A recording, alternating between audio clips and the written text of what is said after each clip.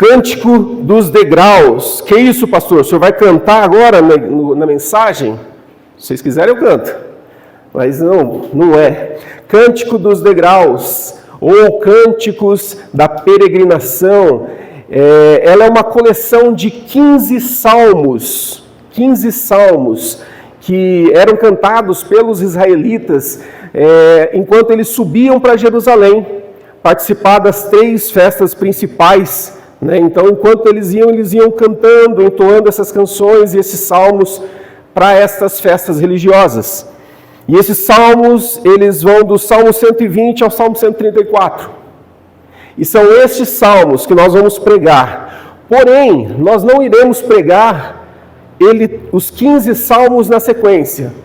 Nós vamos intercalá-los. Por quê? Porque nós iremos começar agora, esse mês, vamos falar de 3 salmos. Depois vamos fazer isso, vamos pular aí o mês de março, vamos fazer em abril. Por quê? Porque em abril é a Páscoa. E a Páscoa é uma das festividades que o povo ia para Jerusalém e eles iam entoando então esses cânticos. Então nós vamos fazer a segunda parte no mês de abril, que é o mês ali da Páscoa. Tá? Depois nós vamos fazer a sequência em junho, que vai bater ali com o Pentecostes, e a gente também vai fazer a leitura. E depois a gente vai lá para outubro. A gente retorna em outubro porque é a festa dos tabernáculos. Então, nesses 3 momentos, nós vamos falar sobre esse cântico dos degraus. Degraus justamente porque eles subiam. Então, região montanhosa, o templo de Jerusalém era numa região alta, então eles tinham que subir, passar por essas montanhas e chegar até lá. Por isso que é dos degraus, Ou cântico da romagem, da peregrinação. Você vai encontrar na tua Bíblia aí vários nomes aí dando a explicação a respeito disso. E hoje então nós começamos com o Salmo de número 120. Salmo de número 120 é o primeiro salmo desse Cântico dos degraus. E o tema da mensagem de hoje é da angústia à esperança. A jornada do cristão. Da angústia à esperança. Antes de nós lermos o nosso salmo, é importante a gente entender que esse Cântico dos degraus aqui, ele revela tanto a luta do povo, o povo de Deus que vivia no mundo hostil, quanto a sua confiança no Senhor Jesus. Ao mesmo tempo que destaca a jornada espiritual do fiel em direção à presença do nosso Deus. E eu quero te fazer uma pergunta: você já se sentiu, quem sabe, como se estivesse no meio de uma batalha e tentando de todas as formas encontrar paz, encontrar justiça, e enquanto o mundo à sua volta está caindo? Você já sentiu como se estivesse, vivendo aquelas lutas e batalhas tão intensas que você fala: meu Deus, por que tudo isso? Por que tanta dificuldade? Eu estou fazendo tudo tão certinho, eu estou fazendo as coisas tão bacanas aqui, eu estou seguindo, mas parece que o negócio está fervendo ao meu redor.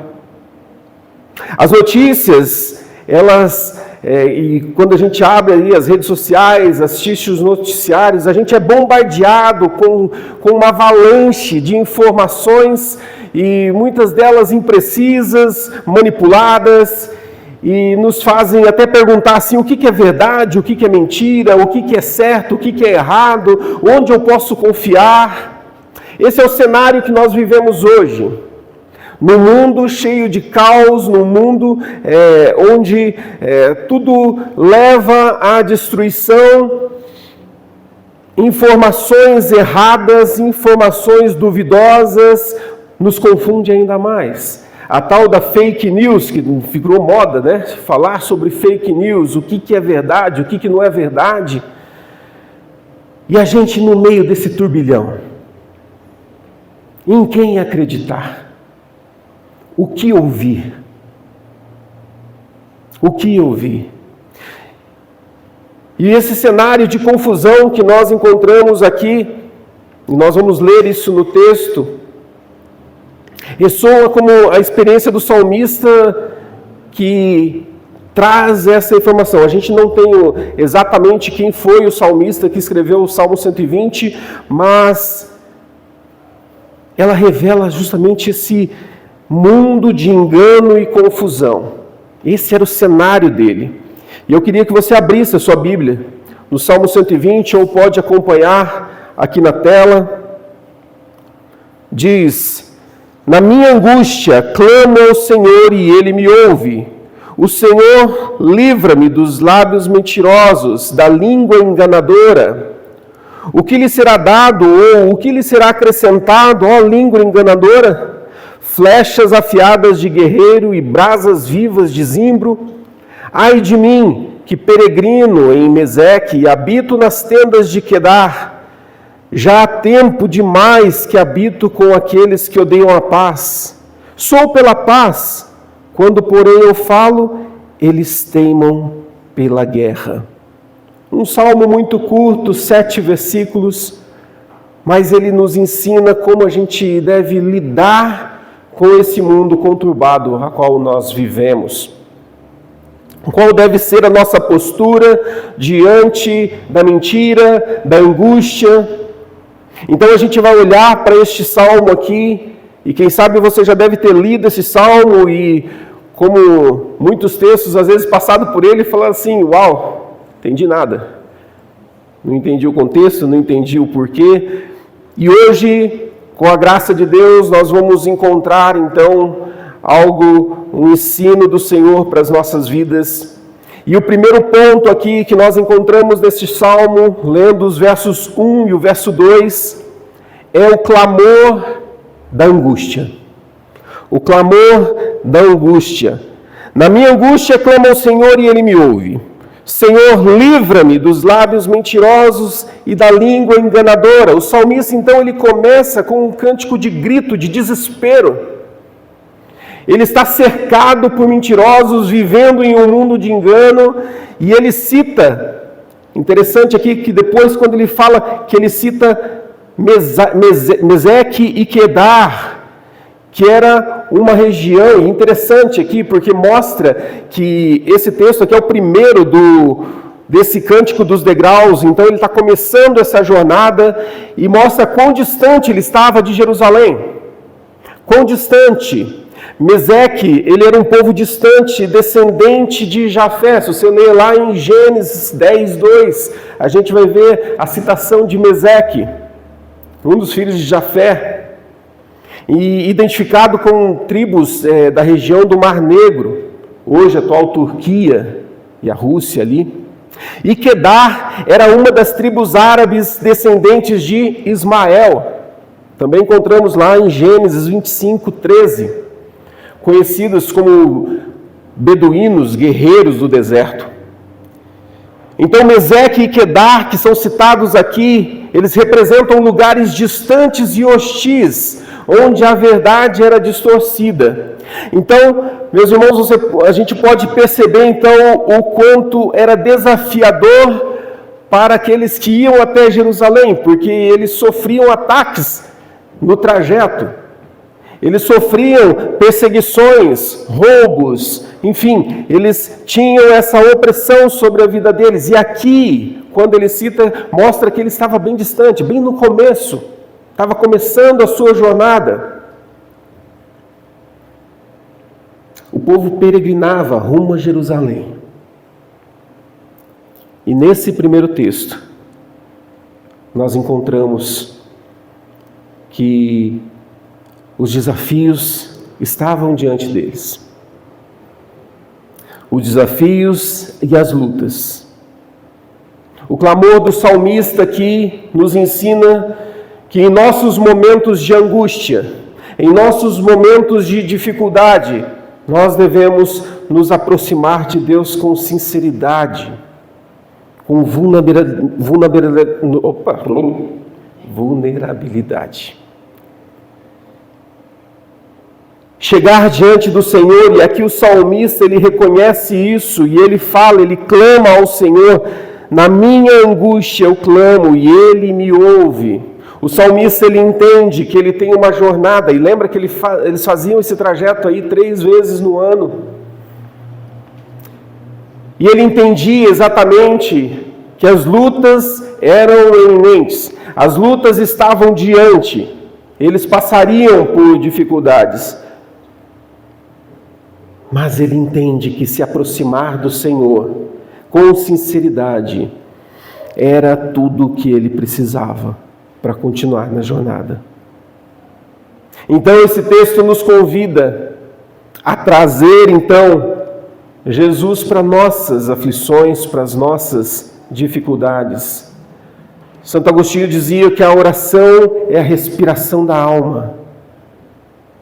Por meio da oração eu expresso todos os meus sentimentos, toda a minha angústia, todo o meu pesar, toda a minha alegria. É por meio da oração que eu expresso e eu declaro ao Senhor tudo aquilo que eu estou sentindo.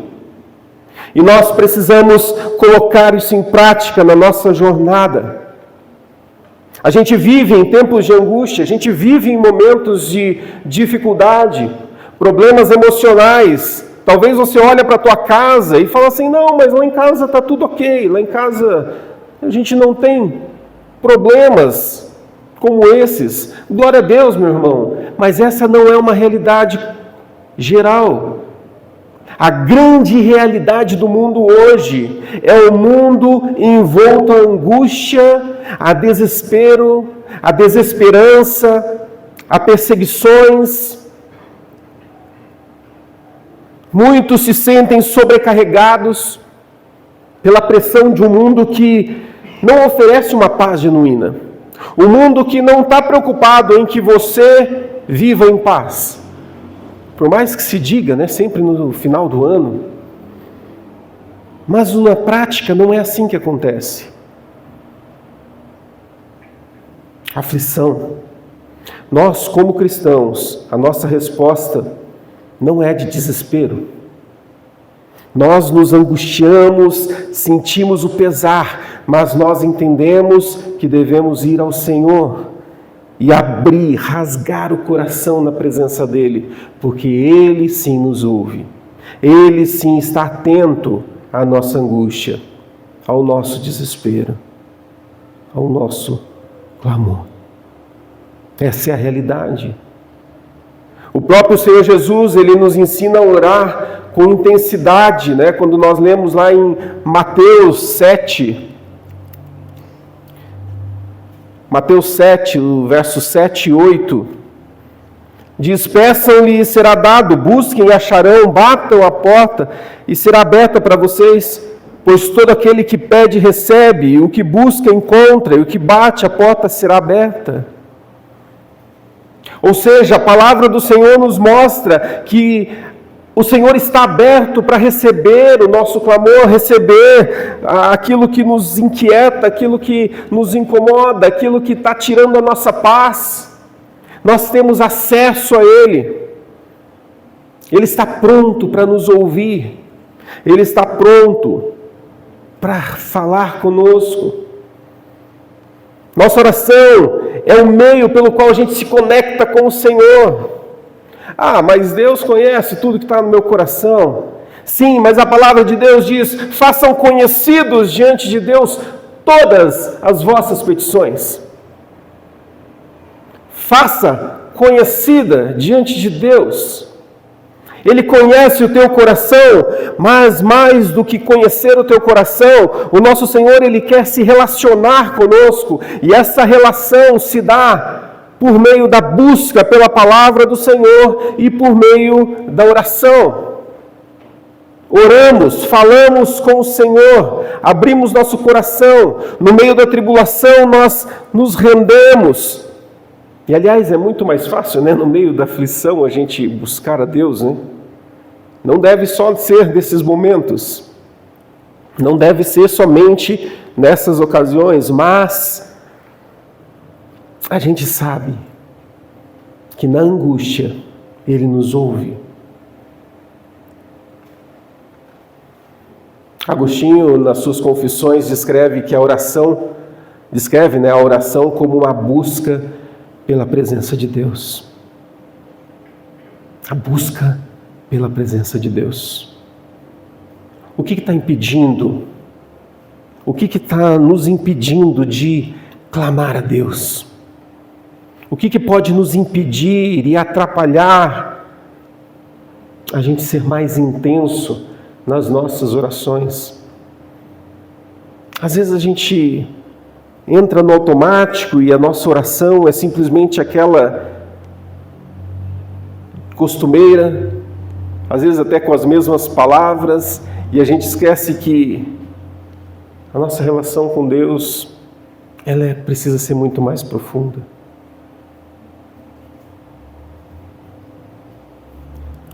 Como que os nossos filhos chegam para conversar com a gente? Será que ele chega para você assim? As meninas chegam para você, Ângela, e chega assim: mamãe, venho à tua presença, mamãe, para saber se a senhora pode me ajudar na lição de casa. É engraçado, né? Mas é só para ilustrar que às vezes a gente cria uma roupagem na nossa relação com Deus que não deve existir. Temos sim reverência diante do Senhor, mas a gente tem livre acesso. E Ele sabe o que passa no teu coração, e nós precisamos chegar: Pai, eu estou triste hoje. Pai, meu coração está doendo. O salmista diz: clamo a Ti e Ele me ouvirá. Eu clamo, na minha angústia eu clamo e Ele me ouve. Nós precisamos ser mais intensos. E a segunda lição que nós vemos aqui, olhando para os versos 3 e verso 4, é a realidade de engano e mentira. Verso 3. Saiu do meu texto aqui. Opa. Verso de número 3. Agora sim.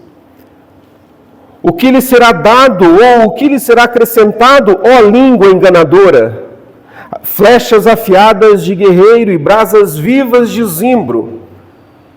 Pastor, não entendi nada que ele falou aqui. Entendi nada que está escrito aqui. O que ele quis dizer com tudo isso? Aqui o salmista ele expressa a sua indignação contra os mentirosos e enganadores ao seu redor. Ele até se pergunta sobre o destino daqueles que praticam a falsidade. A mentira é uma das ferramentas mais poderosas do inimigo, usada para semear divisão, destruição, confusão. E ao longo da Escritura, nós podemos ver que a verdade, ela é um atributo de Deus. E os cristãos são chamados a viver em verdade. A gente vê isso lá em João 8. João 8:32, um texto conhecido, que diz: conhecerão a verdade, e a verdade vos libertará.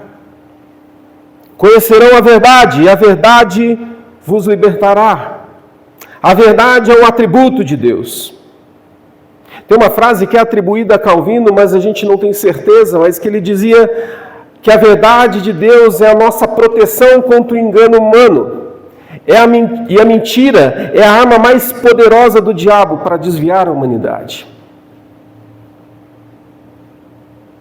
Recentemente, nas férias, eu assisti um filme. Ele é um pouco forte, mais ou menos, depende do que você acha por forte, né? Mas ele chama Nefários. Não sei quantos já viram a respeito desse filme. Já viu? O Theo já viu ali, Nefários. É um filme pesado, mas a mensagem dele é muito clara e nítida e mostra exatamente o que é o demônio agindo. A cena, eu não vou dar spoiler do filme para quem não assistiu, para que vocês, quem quiser assistir, mas é um homem que está preso rumo à cadeira elétrica, por ter cometido vários crimes, ter matado muita gente. E esse homem, ele está possesso, ele está endemoniado. E é chamado então um psiquiatra que ia dar a última canetada, né? Dependendo do que o psiquiatra escrevesse ali, se ele falasse assim, não, esse cara é doente, esse homem seria internado e sairia da cadeira elétrica. Agora, se ele fala assim, não, esse cara não é doente, ele seria. E daí todo mundo, por causa do crime que era hediondo, fala, não, assina logo esse negócio aí, acaba com isso, mas ele tinha que cumprir o protocolo e conversar com esse preso. Então o filme ele acontece nessa conversa dele com o preso, endemoniado. E ali ele fala que ali era o demônio e que estava diante dele. E é interessante que no decorrer o diabo ele começa a acusar a respeito dos pecados deste profissional, desse psiquiatra. E ele começa a acusar e começa a trabalhar a mente desse homem. Mas o que me chamou muita atenção é que ele começa a jogar mentiras. E ele chega ao ponto de falar assim, deixa eu entrar em você. Esse cara aqui já vai morrer mesmo. Deixa eu entrar. E ele começa a falar, e esse psiquiatra cético, de repente fala assim, quer saber? Eu vou chamar o capelão aqui do presídio, que era um padre. E daí ele fala, não chama esse cara aqui, não chama, não, vou chamar. E ele chama esse padre, só que o detalhe é que esse padre também era cético e não acreditava em possessão demoníaca. E quando ele vê que o padre não acredita, ele fala, puxa, eu podia ter conversado mais com você. Você é legal. E ele começa a trabalhar também a mente desse padre. Ele começa a jogar mentiras para tentar criar todo um clima, uma situação. Não vou dar mais spoiler, mas vale a pena assistir. O diabo, ele faz justamente isso, e a sociedade que nós estamos inseridos hoje quer trazer confusão para a nossa mente, quer trazer bagunça para a nossa mente, quer fazer você ouvir tanta coisa, e você de repente está carregado de informação, mas está vazio da verdade. Carregado de informação, mas vazio da verdade. Da verdade que liberta. Da verdade que faz diferença.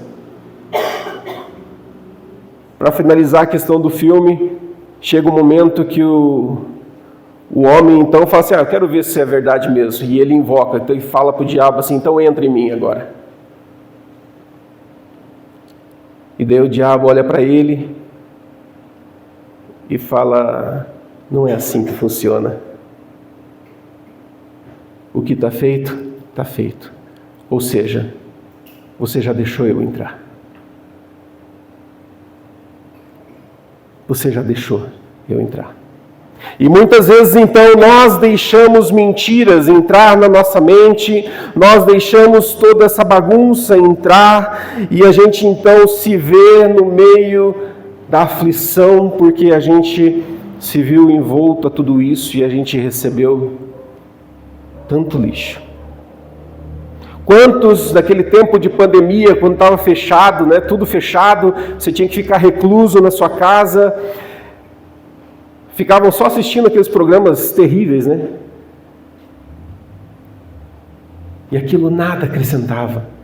E as pessoas começavam a entrar num estado de depressão, começavam a entrar num estado de angústia, tinha medo de tudo, mas porque naquele tempo de reclusão ali começou a consumir um monte de lixo, um monte de coisa que foi trazendo confusão, foi trazendo uma bagunça, e de repente a pessoa já não conseguia mais. Ela não foi pega pelo Covid, mas foi pega pela depressão. Por causa dessa armadilha do diabo, que ataca a nossa mente. Que ataca a nossa mente. Então nós precisamos entender qual deve ser a nossa postura. Pensa no impacto que tem todas essas informações que a gente tem nas redes sociais, na mídia.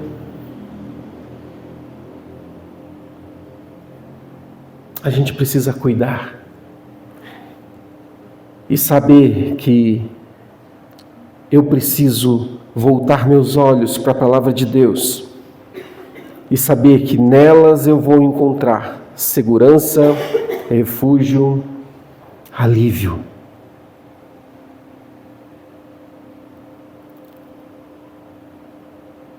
Lá em João 14,6 fala que Ele é o caminho, a verdade e a vida. A verdade que transforma. A verdade que muda. O caminho que nos dá direção. A igreja ela é chamada para ser uma comunidade da verdade, onde a mentira não tem espaço. A verdade, então, das Escrituras, ela é o fundamento da nossa fé. É o fundamento da nossa fé. Como que você tem reagido às mentiras ao seu redor? Tem as disseminado ou tem... Isso é questionável. Eu vou para a palavra de Deus. O Salmo 120, ele nos chama a ser vigilantes e repudiar toda mentira. Ao mesmo tempo que fala para nós buscarmos ser defensores da verdade, a verdade de Cristo Jesus. Hoje, falando com os adolescentes, eu dizia justamente isso, que nesse início aí de ano letivo, quanta coisa eles vão ver nesse ano, quantas coisas eles vão ouvir durante esse ano. Mas eles precisam ser agentes de transformação, eles precisam ser agentes de Deus aonde eles estão, e não permitir que sejam influenciados, mas que eles sejam influência. Onde as pessoas vão olhar, onde os colegas vão olhar e vão falar, puxa, fulano é diferencial, ele tem algo diferente nele. Vou me aproximar. Nós precisamos cuidar. Para encerrar o terceiro ponto, nós aprendemos aqui nesse texto, nos versos 5 até o verso 7, sobre a esperança na justiça divina. Esperança na justiça divina. Ai de mim, que peregrino em Meseque e habito nas tendas de Quedar, já há tempo demais que habito com aqueles que odeiam a paz. Sou pela paz, quando porém eu falo, eles teimam pela guerra. O salmista, então, ele descreve algo que mostra que a mentira e o engano. E ele diz que a justiça de Deus é como um fogo ardente que queimará os mentirosos. E a imagem do fogo ardente de espinhos é uma metáfora que remete justamente à justiça de Deus. Algo que as igrejas têm falado pouco hoje, né? Da ira de Deus, a justiça de Deus. Justiça divina, ela é um tema central nas Escrituras. Nós encontramos, Deus ele é justo, Deus ele é amor, mas ele não deixará o mal impune. Mesmo que a mentira e a injustiça prevaleçam por um tempo, o nosso Deus, ele é um Deus que vai fazer a seleção, né? O cristão, ele vive nessa certeza de que no fim as coisas serão restauradas pela justiça de Deus.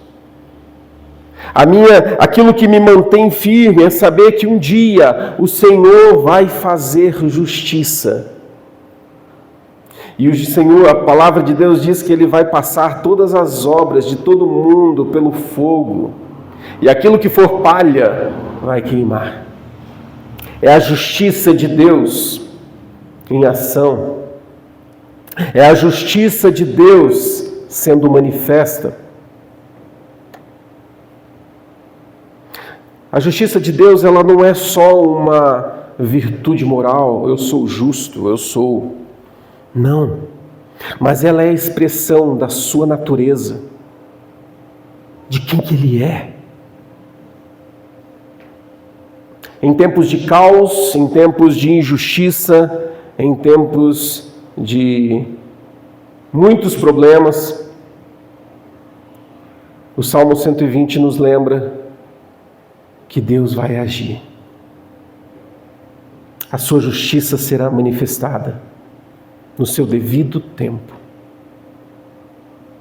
Então, podemos ser injustiçados, podemos sofrer com a ação desse mundo que está envolto a um contexto de injustiças.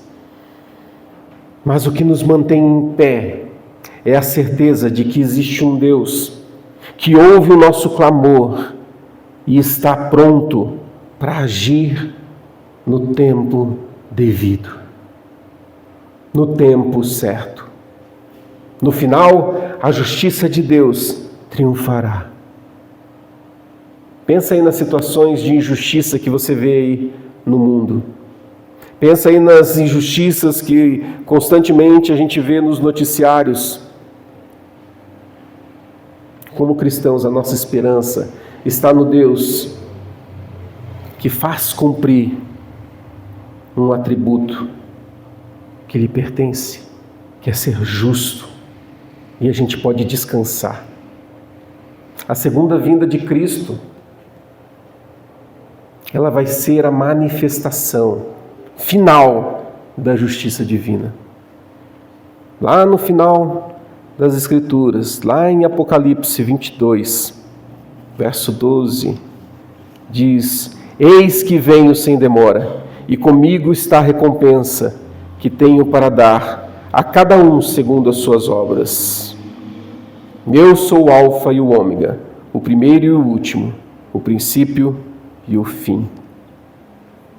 A certeza de que o Senhor não perdeu a mão, a certeza de que o Senhor está atento com tudo aquilo que a gente vive, com todo o contexto que nós vivemos. Está difícil, meu irmão?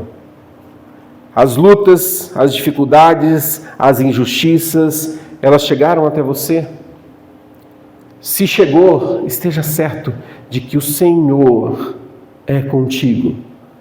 Clame a Ele, como o salmista faz, e todo injustiçado será amparado.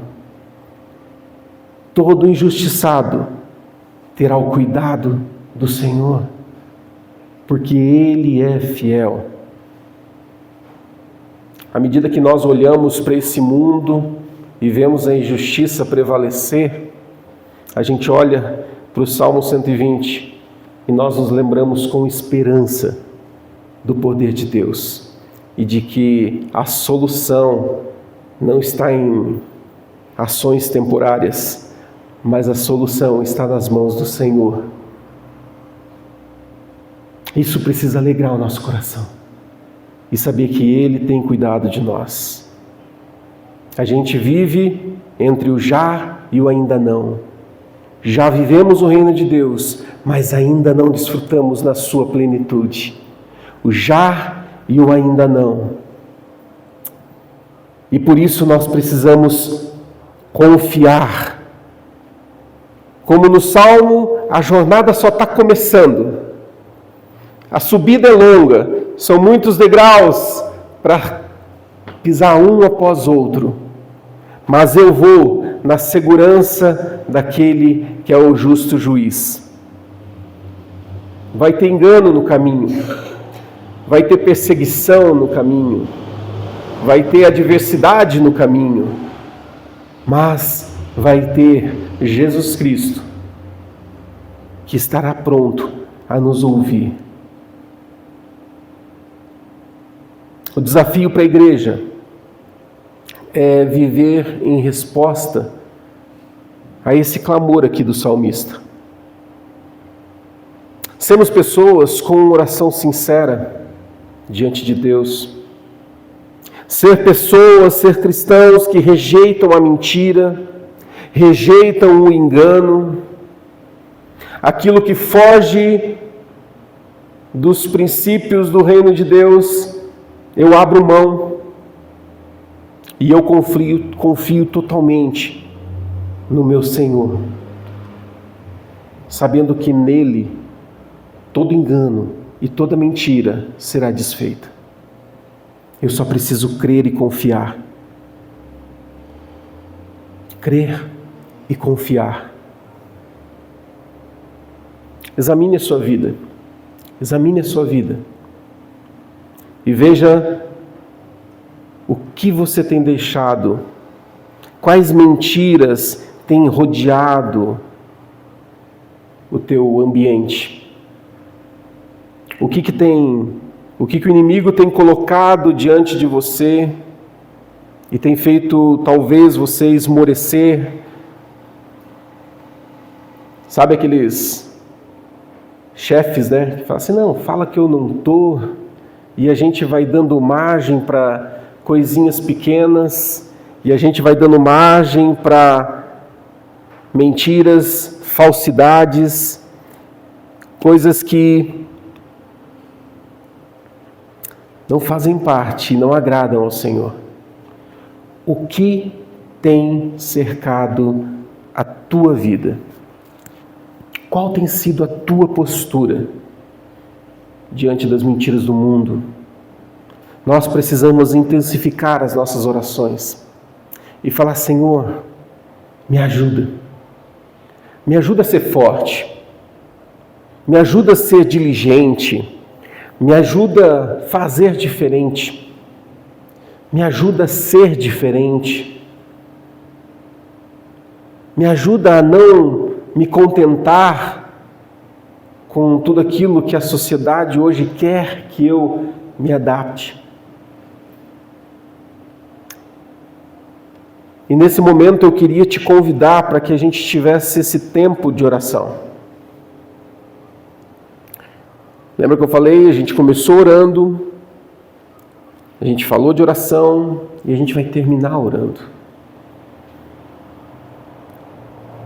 O Estevão vai colocar a música ali, o mesmo vídeo do início lá. E eu queria que nós tivéssemos um tempo de clamor. Esse clamor é teu com Deus.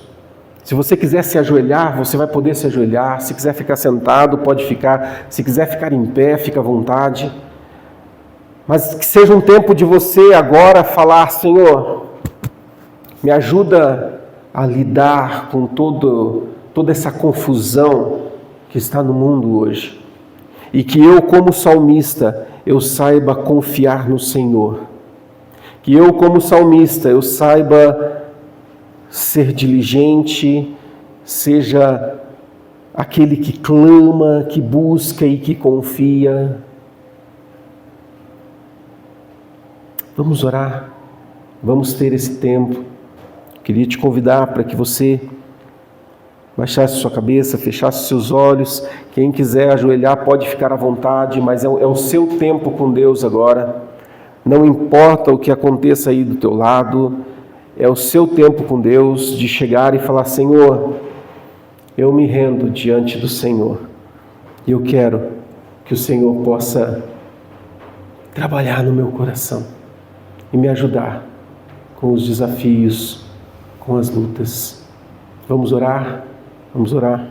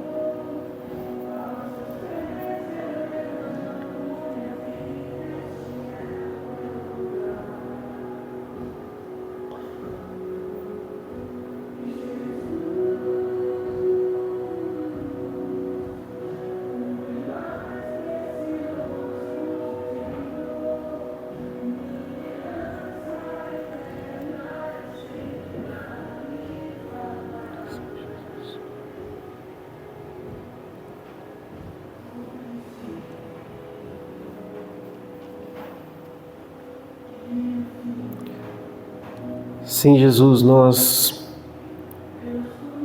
nos rendemos diante da Tua presença.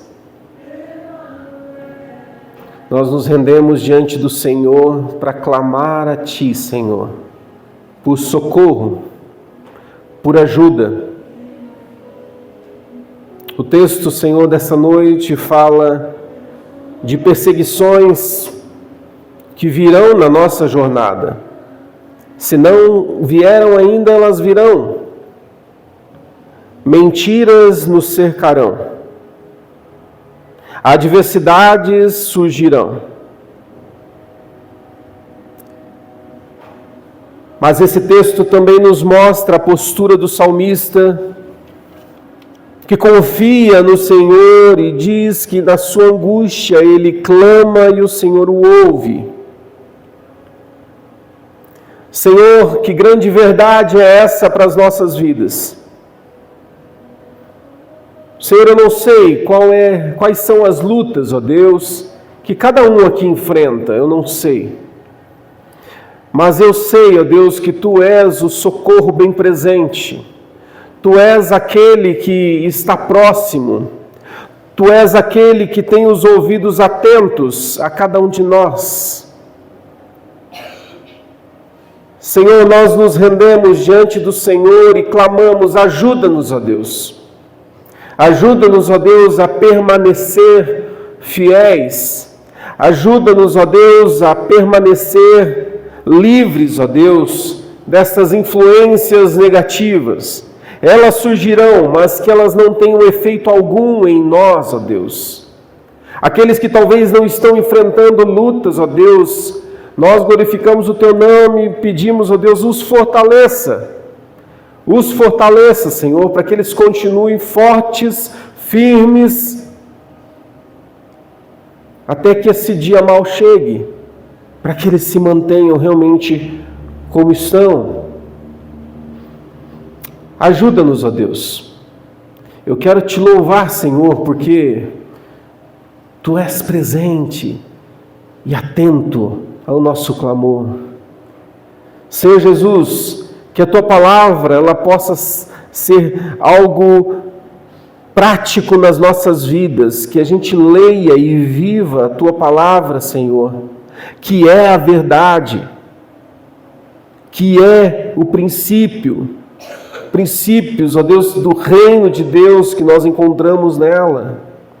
Senhor, queremos que isso faça parte da nossa história. Queremos que isso faça parte das nossas vidas.